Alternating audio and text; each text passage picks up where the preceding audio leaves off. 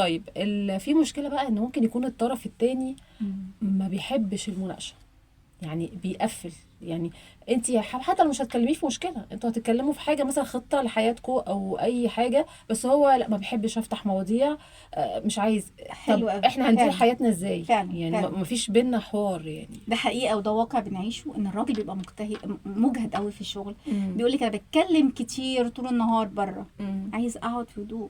كتير قوي بسمع رجاله تقول لك طب سيبيني لو انا قاعد في الاوضه، سيبيني عايز مم. اقعد لوحدي. مم. بيبقى قاعد لوحده والاسره بقى لوحدها بره، ففعلا حصل. مم. فده بيتوقف على ان انا استدركه بالراحه، حتى لو مناقشات خفيفه. مم. مثلا هو بيلبس الصبح، الله مثلا الكرافته القميص، ابتدي اتدخل او الكلام حلو الاول تدريجيا. عنه. ايوه تدريجيا، مم. حتى لو مفيش مشاكل مفيش طلبات. مم. مش شرط ان الزوجه كل كلامها وحديثها مع الراجل طلبات او مم. مشاكل. مم. بالعكس، احنا ممكن يبقى فيه صحوبيه، مم. موده، مم. حب، ايه مم. الشياكه ده، ايه الجمال ده، ايه مم. البرفان الحلو. مم. لازم تبتدي بقى الحوارات، تبدا بايه؟ بحاجات بسيطه. مم.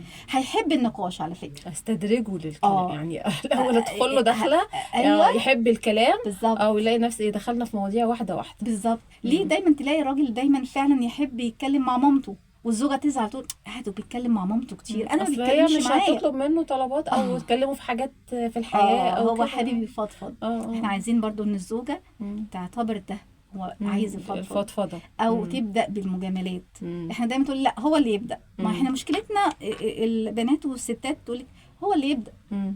فدي مشكله. مم. هو يقول لك هي اللي تبدا، مم. فدي المشكله. مم. لا عايزين ابدا بنفسك، مم.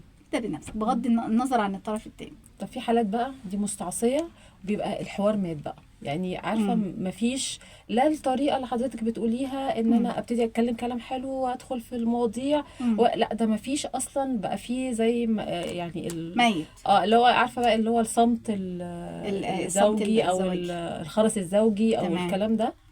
ازاي بقى نحاول نحيي بقى الدنيا، او ازاي نعمل طيب انا هقول لحضرتك حاجه، كلام بينا؟ بما ان الموضوع وصل للصمت او الخرس الزوجي زي ما بيقولوا، مم. خلاص مش هيبقى فيه متطلبات، ولا هو عايز منها حاجه ولا هي عايزه منها حاجه. مم. فبالتالي هما الاثنين ما بقوش محتاجين لبعض، فقدوا الاحتياج. مم. والحياه الزوجيه احلى ما فيها الاحتياج، مم. اللي انا احتاج له وهو يحتاج لي. فطالما فقدنا الاحتياج، فقدنا الحوار، فقدنا الطلبات، خلاص انا مش عايز منه حاجه. انا ممكن يجي يعمل شاي وحاجته، مم. مش عايز حد يطلب منها، وهي قاعده لوحدها طول النهار وجوزت ولادها وكده. فهم يعني حتى مش فقدوا. محتاجين ان كل واحد يعني ليه عايز يتكلم شوية عن نفسه، حتى لو ما بقاش فيه طلبات واحتياجات في البيت، بس كل واحد محتاج انه يتكلم مع شريك، ما هو ده شريك حياته يعني. كده بقت وصلت مشكله نفسيه او مرض نفسي. مم.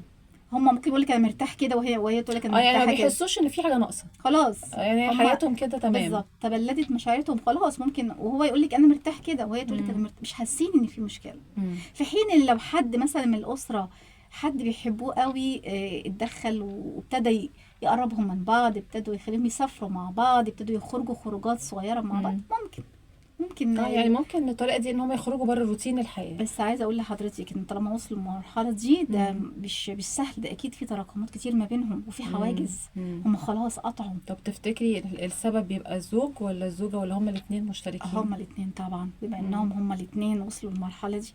لان على فكره في ستات جميله مهما جوزها كان صابت تحب تناخش وتحب تبقى صوتها وتحب دي بقى عندها بقى ما شاء الله يعني صبر يعني. وايوه وتحب ودايما تحب يبقى في صوتها طالع، وبرده هو ساكت هي حوالين منه مش سايباه. دي طولها يعني عندها طولة بال، عندها حب للحياه، عندها استمراريه، عندها ود. المراه الودوده او الراجل الودود ده اجمل شيء في الدنيا.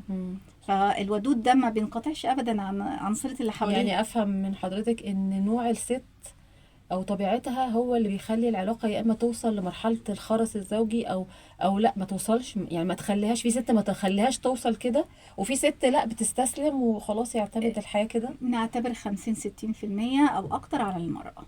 انا بعتبر لان المراه هي اللي زي ما بقول الغلبويه، الصوت اللي في البيت، هي اللي بتنكشه يعني. هي الصوت اللي في البيت.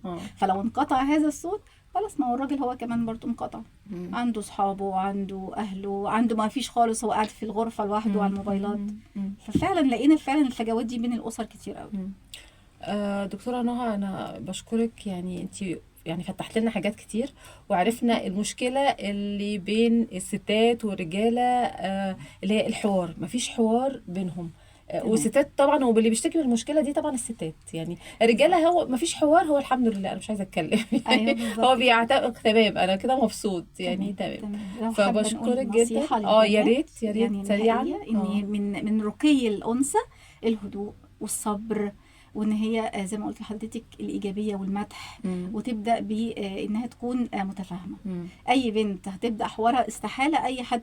بصي المرأة القوية أو البنت القوية مم. تقدر تهزم أي رجل مريض نفسيا. تمام. فدي شعار أي بنت المفروض إن هي تحطه بالها. انا يعني بشكرك، شكرا ودي ليكي. احلى نصيحة هنختم بيها النهاردة. واهم حاجة بين الزوج والزوجة الكلام، الكلام، ويبقى في حوار بينهم علشان العلاقة تستمر. اشوفكم الحلقة الجاية من تاء التأنيس. شكرا.